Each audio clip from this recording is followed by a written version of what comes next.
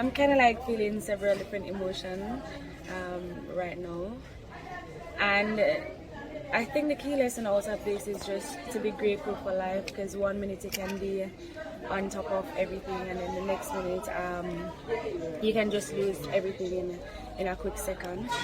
And I think for me, it's just that I'm more grateful that I have life, and whatever I've lost in the fire is actually repairable, where I can actually, work and get them back, or Jamaica can actually assist me in getting them back. So I'm grateful that I have life. Were you here when the fire started? Oh yes, I was sleeping. I was sleeping. I heard my neighbor shouting that fire, fire. But when you're sleeping, and especially in a deep sleep, you're aware but not so much aware of what's happening until everything become a little bit. Well, the place was parked, and my sister started shouting that the fire was coming over our end. That's when I really realized that, fire is here. How did you manage to escape? By the time I got up out of bed, the fire was at the back of the house, so I just put something on, and while I was heading out, I remember my sister saying to me that don't forget my laptop. My laptop was right beside the bed, so I just quickly, that's the only thing I could actually grab along with my bag, so there's nothing much that I have to say. So What time was this? Roughly about 2 in the morning. So when you came outside, was anyone outside? What was happening? Arsonists leave national netballer, nearly 50 others homeless. There is tension in Kingston Central Police Division following Thursday's firebombing of 3 premises at 33, 33 and 1/4, and 33 and a half Rum Lane, leaving roughly 30 people, including more than 13 children and a national netballer, homeless, while another 17 were burnt out in an apparent reprisal, as the Dark Side and Genocide gang feud, which previously appeared to be on pause, is apparently heating up again. That first incident occurred at approximately 12 a.m. on Rum Lane. About an hour and a half later, in what appeared to be a reprisal for what had happened earlier on Rum Lane, a premises at 6 Rosemary Lane was set on fire, displacing 17 people, including 8 children, close to next month's start of the new school year. In what is believed to have been another act of reprisal, there was an attempt to torch a premises nearby at 12 Foster Lane. Luckily, quick response from residents prevented that fire from igniting anything substantial. However, residents there claimed that a message was sent that the arsonists will be back soon to flatten everything. One victim of the fire on Rum Lane said it was the screams from a child at approximately 12 a.m. that alerted her to danger. "We just heard the child saying, 'Daddy, fire, fire, fire.' By the time I ran out, I saw a man throwing water from a bottle in the fire. From there everything blazes up. We had to run and jump over the back wall. I saw a lady fall 3 times and she cut her foot. One man cut up. I had to climb on that bench at the back of the yard to go over to Hanover Street, which is the street behind our yard. We had nowhere else to exit but at the back. We lost refrigerators, beds, and every piece of furniture burned up, as well as clothes and everything. We didn't save anything. Even the shop right there burned down, flat, flat, flat. They are burning down the houses of innocent people. On my side there are 14 people, including 6 children. Among the children is a 6-week-old baby, and there is also an unborn child in the belly. That baby's mother fell 2 times when she was trying to go up that wall. Even the pigeons burn up," the victim said.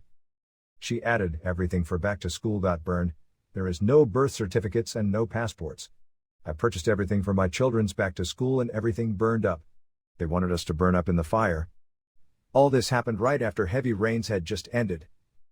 National netballer Latanya Wilson told the IRI New Media TV that she lost almost everything in the fire, including the bronze medal she won with the Sunshine Girls at the Netball World Cup tournament earlier this month in Cape Town, South Africa. "I have several different emotions. I am sad, but I am more grateful that I still have life. It is always a privilege to represent my country, myself, and my family. The joy from that is unexplainable. This just goes to show that you can be at your highest point in life, and the next moment you are at your lowest," Wilson told the IRI New Media TV. "There are around 5 houses in my yard with 15 people, including 7 children. Luckily I managed to save my passport and laptop. I will be good to travel. And in terms of school and the laptop, I will be fine. I am currently studying business at the Miko College University. I am a fourth-year student pursuing business, Wilson added. Minister of Culture, Gender, Entertainment, and Sport Olivia Babsy-Grange, who is at the World Athletics Championships in Budapest, Hungary, sent her best wishes to Wilson and her family on Thursday. Sandra Dick, another Rum Lane resident who got burned out, said she was traumatized. Me feel like part of me dead and part alive. It is bad. We bought everything for back to school and everything has gone down the drain. It is disturbing. At the premises torched on Rosemary Lane, one woman wondered whether the people committing these acts have loved ones. I wonder if they have sense. If you don't want people to hurt your family, why hurt someone else's family? A lack of love is the cause of this, and bad mind, there wasn't any war going on. After 2 a.m. the person in whose house the fire started came out shouting that they threw gas in his house and a bottle with fire. When we realized say we have little water we started to throw it, but it never makes sense. The more we throw water, the more the fire escalate. When the fire truck came, one of the firefighters said they didn't have enough water because they were just putting out a fire on Rum Lane. When they left for more water they came back and saw that the fire had spread, and we lose everything. We're just making time take its course, the woman said. None of the people impacted could understand why they were targeted as they claimed no gunmen live among them. Glendale Murdoch, the Deputy Superintendent DSP, in charge of operations for the Kingston Central Police Division, has appealed to residents to cooperate and give information to the police so as to bring an end to the violence. In the last 4 weeks we have seen some activity on the ground where we had shooting and a murder. Before that we had some amount of peace in the community. We have some information as it relates to the genesis of these activities and we have been reaching out to specific people to cooperate. The problem is that both sides are armed and they think that they can deal with the situation themselves, but it is their families who oftentimes suffer the loss. There are some who have a lot of reluctance to pass on the information. There are people who trust us and cooperate, but others are reluctant. They themselves may have loved ones in crime. We have several persons of interest. We suspect there will be reprisals so the police are on the ground, the DSP said. Appeal made for educators to embrace TikTok as a learning tool. As the nation approaches the start of another academic year, Marcia Smith, State Minister in the Ministry of Education and Youth, is calling for local educators to teach through the popular social media app TikTok. While speaking during the annual International Conference on Math Teaching at the Shortwood Teachers College yesterday, Smith asked for a raising of hands from teachers who knew how to put their lessons and lectures on YouTube, and only 2 of around 100 persons present raised their hands. Smith then said that some local teachers are not agile on social media platforms and are sometimes intimidated by new technologies. We know that TikTok is very popular with young people, but do we as educators see this as a channel for learning, for teaching? Smith questioned the educators. She added, I'm being told that there are some persons who now call TikTok Teach Talk, and so when we look at Teach Talk, it allows education modules to be broken down into bite-sized pieces, 2 minutes, 1 minute or even 30 seconds. This is an art and skill that increasingly, more of us as educators will need to develop as we seek to reach our students. Smith encouraged teachers to commit to lifelong learning and be willing to step out of their comfort zone in order to be more effective.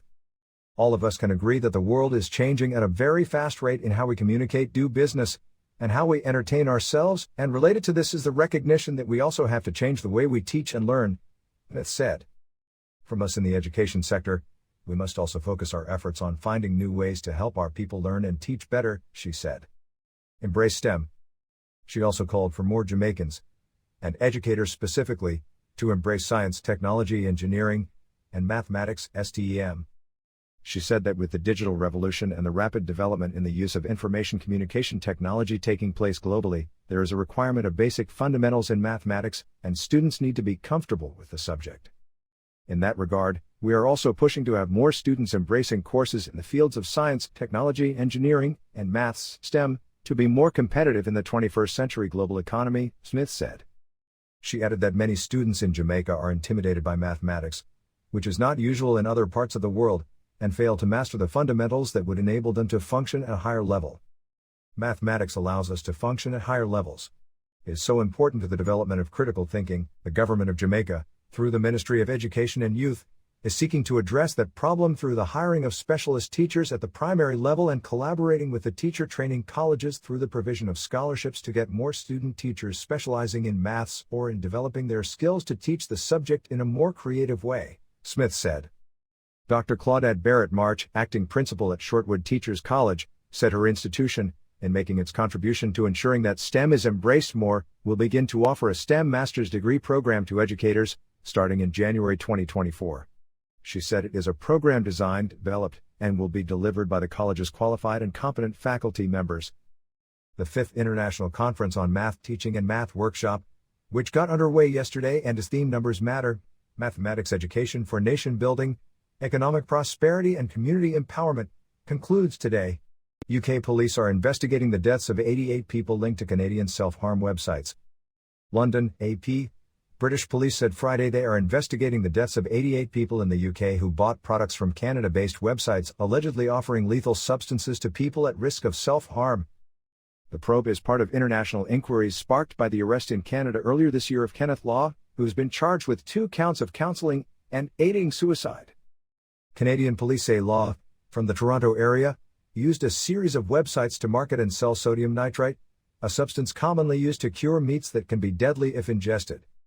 Police said Law is suspected of sending at least 1,200 packages to more than 40 countries. Authorities in the United States, Italy, Australia, and New Zealand also have launched investigations. Britain's National Crime Agency said it has identified 232 people in the UK who bought products from the websites in the 2 years until April, 88 of whom had died. The agency said it was investigating whether any crimes had been committed in the UK, but that at this early stage there are no confirmed links between the items purchased from the websites and cause of death in any of these cases. Our deepest sympathies are with the loved ones of those who have died. They are being supported by specially trained officers from police forces, said National Crime Agency Deputy Director Craig Turner.